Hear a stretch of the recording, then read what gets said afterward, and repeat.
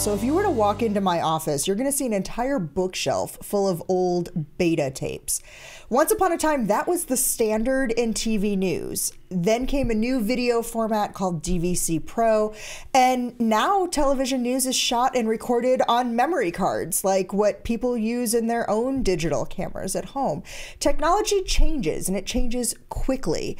And it's happening even more quickly on the digital news side, where file types and website redesigns wipe out content in the blink of an eye. There's this misconception, though, among readers and readers of our publications and of the public in general, that news preservation is automatic in the digital age. If it's published on the internet, there's got to be an archive of it somewhere. But according to a new project that is launching from here at the Reynolds Journalism Institute that was made and put out to the public yesterday, that is really not the case at all. And Ernest, you were saying before we started recording today's show that this is something that has been in the making for maybe even close to a decade. Talk about what the goal is here. Well, the goal is to preserve the news and information, especially in areas that we've talked about on the show, news deserts, where that's the only news and information that you have from these small towns and areas around the country comes from those newspapers, comes from those small radio stations, that type of information. And when these newspapers and radio stations, when they close down or they're bought, they're bought by someone and shut down, where does that go? Where is that history? And what we're finding out, and this project started a long time ago, and now we're talking about digital. When it first started out, we were trying to save the actual newspapers, either the microfilm or the newspapers themselves, and now we've progressed into, now we're trying to save the digital formats of these news operations. This is history. These are births, they're deaths, they're news of how towns have grown or have lost their way. It's all gone if you don't figure out a way to save it. So, Kathy, there's this misconception, and people just think, but if it's on the internet or if there's a digital file, we've got that digital file forever.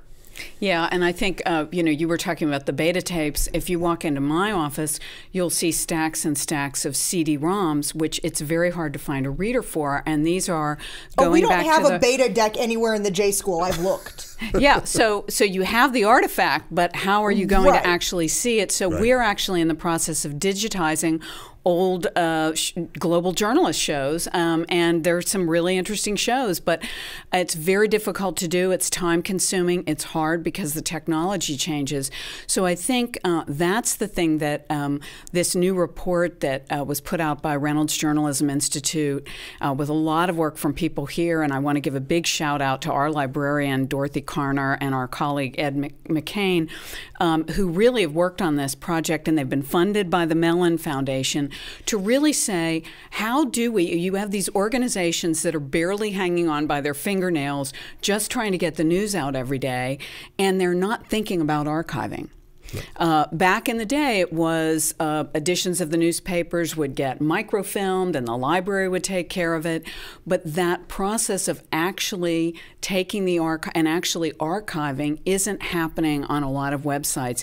And so this report is looking at how do we do that. And I know one of their concerns is the ever-changing technology, and how do you make sure something that was born at the dawn of the internet can still be read and accessed. So this is a really important topic, and I think I hope that a lot of news organizations pay attention to the work that's being done here, because as Ernest said, it's the first draft of history. We want to make sure we preserve it. And there's this expectation that your public library is going to do it, or the news organizations themselves is going to do it, or the Library of Congress is going to do it, and that's just an assumption. But that's not necessarily the case. I mean, you talked about it. I mean, finding a CD reader is hard. You can't find a beta deck. Who knows what's going to come out? It isn't even that, right? Yeah. So I have this beta deck I can't find. Forget that part of it. I even started thinking, as I was looking through parts of this report, about our own program here. And as I put our links blog together, am I putting enough metadata into the content management system?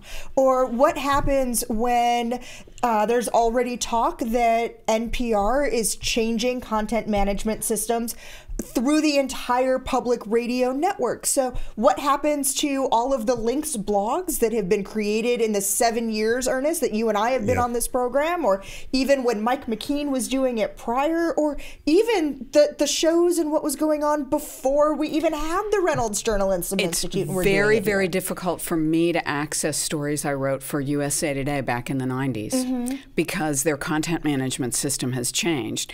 And luckily, it was a big newspaper, so I can go through LexisNexis or ProQuest, one of the pay-for services. And luckily, I'm privileged to work at a university, and so I have access to that. But I think this is what we're talking about, and not every newspaper is USA Today. So it's what about these smaller organizations or startup organizations that are online only? How is their content going to be preserved? Exactly.